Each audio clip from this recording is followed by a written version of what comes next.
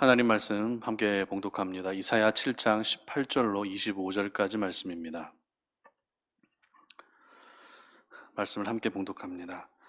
그날에는 여호와께서 애굽 하수에서 먼 곳의 파리와 아수르 땅의 벌을 부르시리니 다 와서 거친 골짜기와 바위 틈과 가시나무 울타리와 모든 초장에 앉으리라.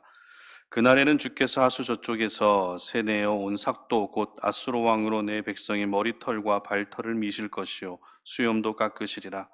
그날에는 사람이 한 어린 암소와 두 양을 기르리니 그것들이 내는 젖이 많음으로 엉긴 젖을 먹을 것이라. 그 땅 가운데 남아있는 자는 엉긴 젖과 꿀을 먹으리라.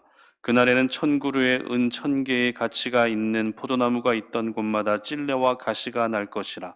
온 땅에 찔레와 가시가 있으므로 화살과 활을 가지고 그리로 갈 것이요 보습으로 갈던 모든 산에도 찔레와 가시 때문에 두려워서 그리로 가지 못할 것이요 그 땅은 소를 풀어 놓으며 양이 밟는 곳이 되리라. 아멘. 하나님의 심판은 실제적이다라는 제목으로 말씀 전합니다. 한때 우리 사회를 떠들썩하게 했던 텔레그램 N번방과 또 박사방 사건의 핵심 인물인 조주빈의 판결이 얼마 전에 있었습니다. 조주빈이 이 사건으로 받은 판결은 40년형이었습니다. 이 형법상 유기징역의 상한 연도는 30년인데 상한 연도보다 10년이나 더 긴 중형이 선고된 것이죠. 역대 최장 유기징역은 45년형이었는데 이번에 조주빈이 받은 40년형은 우리나라 형법에서는 굉장히 무거운 형으로 분류되고 있습니다. 사형과 무기징역을 제외하고 유기징역으로는 정말 긴 형이 선고가 된 것이죠. 미국의 경우에는 유기징역의 상한 연도가 제한이 없습니다. 그래서 최장 3000년의 징역형까지 내려질 수 있다고 합니다. 그렇기 때문에 죄질이 좋지 않은 범죄자에게는 몇백 년이 선고되는 것은 흔히 볼 수 있는 모습입니다. 여러분은 어떻게 생각하십니까? 죄를 지으면 벌을 받는 것은 당연합니다. 그런데 체감상 무기징역보다 징역 몇백 년, 몇천 년형이 더 가혹하게 느껴질 때가 있다는 것입니다. 이것을 보면 죄에 대한 벌이 내려질 때 구체적이고 또 실제적으로 선고가 되는 것이 그 형을 선고받는 사람 입장에서는 더 큰 충격으로 다가올 수 있는 것 같습니다. 예를 들어 여러분의 자녀가 어떤 잘못을 했을 때 너 또 그러면 혼난다라고 겁을 주는 게 효과적일까요? 아니면 너 또 그러면 용돈을 주지 않는다, 너 또 그러면 선물 사주지 않는다라는 말로 경고를 하는 게 효과적일까요? 후자일 것입니다. 두리뭉실하게 경고하는 것보다 아이들이 다시는 잘못을 반복하지 않을 만한 실제적인 부분을 언급하게 되면 아이들은 더 긴장하게 되고 다시는 그 잘못을 반복하지 않을 가능성이 높아지는 것이죠. 그런데 하나님의 심판도 역시 굉장히 실제적이라는 것 여러분 알고 계십니까? 죄를 지은 백성들을 향해서 두리뭉실하게 벌이 내려질 것이다라고 징계가 주어질 것이다라고 말하지 않는다는 것입니다. 그 죄로 인해 구체적이고 실제적인 어떤 벌이 임하게 될 것인지 분명하게 경고하시는 것이 바로 하나님의 심판입니다. 오늘 본문은 바로 그런 부분을 저희들에게 잘 알려주고 있는 그런 부분입니다. 죄를 짓고 하나님을 떠나 살아가는 백성들을 어떻게든지 돌이키고 어떻게든지 회복시키시기 위해 하나님은 심판의 손을 지금 들고 계십니다. 대표적으로 두 구절을 보게 되면 먼저 20절을 보시기 바랍니다. 그날에는 주께서 하수 저쪽에서 새내어 온 삭도 곧 아수르 왕으로 내 백성의 머리털과 발털을 미실 것이요 수염도 깎으시리라. 이렇게 기록합니다. 그리고 24절입니다. 온 땅에 찔레와 가시가 있으므로 화살과 활을 가지고 그리로 갈 것이요. 자, 털을 다 밀고 땅에 찔레와 가시가 생겨나게 하시겠다는 하나님의 심판은 백성들의 입장에서는 굉장히 구체적이고 실제적인 심판의 내용들이었습니다. 그만큼 하나님의 심판은 두려운 것이라 할 수 있는 것이죠. 그러므로 오늘도 우리가 이 땅을 살아갈 때 하나님의 심판은 언제나 가장 실제적으로 임하게 된다는 것을 기억하시면서 우리의 모습을 하나님이 원하시는 성결의 모습으로 다듬어 갈 수 있어야 할 것입니다. 조금 더 구체적으로 하나님의 심판의 실제적인 부분을 잠시 생각해 보겠습니다. 첫 번째는 정신적인 고통으로 심판이 임하게 된다라는 것입니다.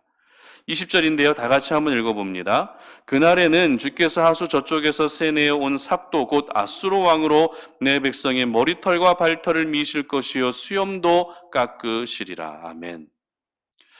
요즘 정신적인 고통을 호소하는 사람들이 점점 많아지고 있습니다. 정신적 고통의 사전적 정의를 보게 되면 가슴 답답함과 그리고 극단적 불안이 함께 느껴지는 고통이 정신적 고통이라고 합니다. 그렇기 때문에 이 만병의 이유인 스트레스도 정신적 고통 중에 하나라고 볼 수 있는 것이죠. 그러다 보니 운전을 하다가도 정신적 고통을 호소하는 사람들이 있고요. 그리고 집안에 혼자 있으면서도 층간소음 때문에 이런 문제들 때문에 정신적 고통을 호소하는 사람들도 있습니다. 그래서 지금 우리 사회는 정신적 고통을 느끼지 않는 사람은 아무도 없을 만큼 이 정신적으로 약해져 있고 많이 흔들려 하고 있는 것 같습니다. 그런데 만약에 하나님의 심판이 우리의 멘탈을 무너뜨리고 정신적인 심각한 고통으로 찾아오게 된다면 어떨까요? 일상에서 겪고 있는 정신적인 고통도 너무 큰데 하나님의 심판으로 인해 정신적인 고통이 더해지게 되면 저희들은 맥없이 무너지고 말 것입니다. 하나님께서는 오늘 하나님의 심판을 언급하실 때 남유다를 향해 아수르 왕이라고 하는 삭도를 가지고 백성들의 머리털과 발털을 모두 밀어버리겠다고 말씀하십니다. 수염도 깎아버리시겠다고 하십니다. 머리카락을 자르고 수염을 자르는 것. 요즘에는 깨끗한 이미지를 위해 아니면 개성 있는 이미지를 위해 꼭 필요한 모습일 수도 있습니다. 그러나 고대 근동 사회에서만큼은 달랐습니다. 고대 근동에서는 털이나 수염을 깎는 것은 그 사람에게 치욕을 안기는 행동으로 여겨졌습니다. 그렇기 때문에 아수르를 통해 남유다 백성들의 털을 밀어버리겠다는 것은 남유다의 자존심과 자긍심을 모두 잃어버리게 할 것이다 라고 하는 그런 의미가 있는 것이죠.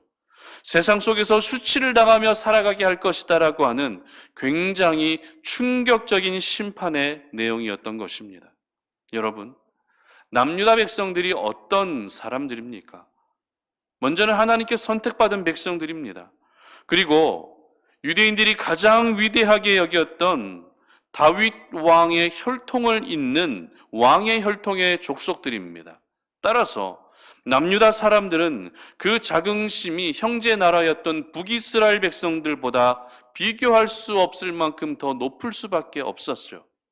그러나 아무리 선택받은 백성이고 아무리 왕의 혈통이라 할지라도 하나님을 떠난 이상 그들에게 찾아오는 것은 심각한 정신적인 고통이었던 것입니다. 선택받은 왕의 백성임에도 벌을 받아야 되고 수염과 털이 깎이는 모습은 가장 부끄럽고 수치스러운 모습이었던 것입니다. 그리고 심각한 패배의식에 사로잡혀서 정상적인 하나님의 사람으로 건강한 하나님의 백성으로 살 수 없게 만드는 것이 이 바로 정신적인 고통에 따른 후유증이었던 것이죠. 몸이 아픈 것은 치료를 하면 금방 나을 수 있습니다. 그러나 정신적 고통을 치료하는 것은 더 많은 시간이 필요합니다. 그리고 치료 역시 보장될 수 없는 어려운 일입니다. 하나님의 심판이 우리에게 정신적인 고통으로 임하게 된다는 것은 서두에서 말씀드렸던 것처럼 그만큼 하나님의 심판은 두려운 것이다라는 것을 저희들은 결코 잊어서는 안 됩니다. 그러므로 오늘도 우리의 정신을 건강하게 유지하기 위해서는 결코 하나님의 심판이 내 인생 가운데 임하지 못하게 해야 하는 것이죠. 오늘로 내 자신을 거룩하고 성결케 하여서 하나님의 진노를 쌓아가는 일이 결단코 없도록 해야 하는 것입니다. 우리 송탄오륜의 모든 가족들은 정신적인 고통에서 시달리는 일이 없으시기를 주님의 이름으로 축복합니다. 혹여라도 여러분들 가운데 지금 그런 고통 속에 살아가고 계시다면 하루빨리 그 모든 고통에서 벗어나서 참된 자유함을 경험할 수 있는 우리 모든 성도님들 되시기를 주님의 이름으로 축복합니다. 두 번째는 하나님의 심판은 육체적인 고통으로 임하게 된다라는 것입니다. 23절과 24절인데요. 다 같이 한번 봅니다. 그날에는 천그루의 은 1000개의 가치가 있는 포도나무가 있던 곳마다 찔레와 가시가 날 것이라. 온 땅에 찔레와 가시가 있으므로 화살과 활을 가지고 그리로 갈 것이요. 아멘.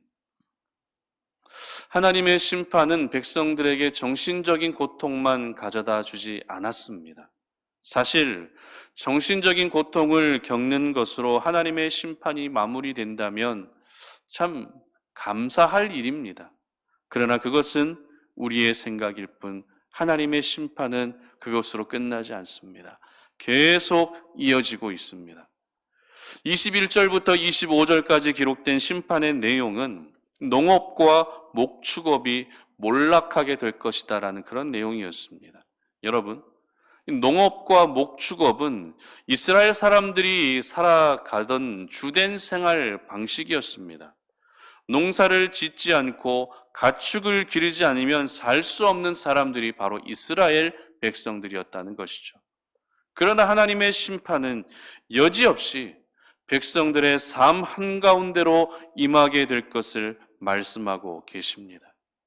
물처럼 여겨지던 포도나무가 사라지게 될 것이고 찔레와 가시가 자라면서 나무들마다 열매를 제대로 맺지 못하게 될 것을 경고하셨습니다. 이렇게 농업이 무너지고 목축업이 제대로 이루어지지 않게 되면 가장 먼저 남유다 사람들의 삶이 무너지는 것은 시간 문제입니다. 농사를 지을 수 없으니 먹을 것이 없습니다. 가축을 기르지 못하니 돈을 벌 수가 없습니다. 그러면 사람들은 어떻게 됩니까? 점점 육체적으로 궁핍해지고 약해지고 고통을 겪을 수밖에 없었습니다. 이제 보름만 있으면 2021년 새해가 시작이 되는데요. 여러분, 새해가 기대가 되십니까? 이 코로나19라고 하는 겪어보지 못한 새로운 상황으로 인해서 예전처럼 새해가 기대가 되지는 않는 것 같습니다. 그럼에도 새해가 시작되면 가장 첫 번째 기도 제목이 어떤 제목인지 아십니까? 바로 건강에 대한 부분입니다. 많은 분들이 이 건강에 대한 기도의 제목들을 가지고서 새해를 시작하게 됩니다. 하나님, 새해에는 부디 코로나19 바이러스에도 감염되지 않게 하시고 어디 아픈 곳 없이 건강하게 한 해를 보낼 수 있도록 도와주시옵소서라고 이렇게 첫 번째 기도 제목을 건강으로 삼고 그렇게 새해를 시작하는 분들이 굉장히 많으십니다.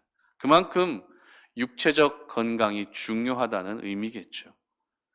우리가 하나님의 사람으로서 이 정신도 건강해야 되겠지만 육체도 건강하기 위해서는 하나님 앞에서 언제나 바르게 살아야 할 필요가 있습니다.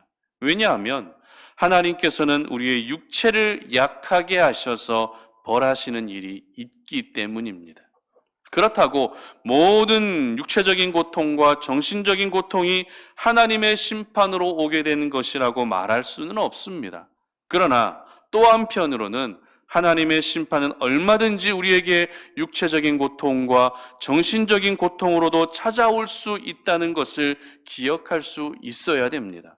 그래야만 오늘도 우리가 하나님의 심판으로 고통을 겪지 않고 평화롭게 살아갈 수 있기 때문입니다. 자연적으로 찾아오게 되는 육체의 연약함은 어찌할 수 없는 일이지만 하나님의 심판으로 인해 찾아오게 되는 이 육체적인 고통은 우리는 얼마든지 막을 수 있습니다. 어떻게 막을 수 있겠습니까? 바로 오늘도 하나님을 사랑하고 하나님을 경외하고 하나님을 의지하여 살게 되면 심판으로 인한 육체적인 고통만큼은 우리는 막을 수 있다라는 것입니다. 그러므로 우리 송탄 오륜의 모든 가족들은 심판으로 인한 육체적 고통은 임하지 않게 하셔서 오늘도 강건하게 살아가시고 그 강건함을 가지고 내가 감당해야 할 일들 뿐만 아니라 하나님의 나라를 위해서 모든 수고를 다하며 살아갈 수 있기를 주님의 이름으로 축복합니다. 말씀을 맺겠습니다. 아침부터 참 하나님의 심판에 대한 말씀을 계속 드리게 되어서 설교하는 저도 참 마음이 굉장히 무겁습니다. 그리고 이 설교를 듣고 계신 우리 성도님들 마음도 많이 무거우실 것이다 라는 생각이 드는데요. 그만큼 하나님의 심판은 우리에게 정신적인 고통뿐만 아니라 육체적인 고통까지 가져올 만큼 매우 실제적인 것임을 꼭 기억할 수 있기를 바랍니다. 그러나 우리 하나님은 하나님의 심판 가운데에서도 언제나 회복을 말씀하고 계신다는 사실도 잊지 않으시기를 바랍니다. 오늘 본문 21절을 보십시오. 그날에는 사람이 한 어린 암소와 두 양을 기르리니 25절 하반절입니다. 그 땅은 소를 풀어 놓으며 양이 밟는 곳이 되리라. 이 말씀은 분명 회복의 말씀입니다. 심판이 있다는 것은 회복도 따르게 된다는 것을 의미하는 것입니다. 그래서 여러분 모두가 삶 속에서 나를 심판하시고 나를 멸망시키시는 하나님이 아니라 나를 다시 회복시켜 가시는 하나님의 큰 은혜를 경험할 수 있기를 주님의 이름으로 축복합니다. 기도하겠습니다. 살아계신 하나님 감사합니다. 오늘 이 아침에 우리가 주의 말씀을 듣고 오늘 하루 우리가 살아갈 때 하나님의 심판이 우리에게 임하게 되는 그러한 일들이 생기지 않도록 주님 도와주시옵소서. 그러기 위해서는 오늘도 우리가 깨어서 기도하며 우리의 삶을 성결케 구별하여 하나님이 원하시는 모습으로 살아가야 될 줄로 믿습니다.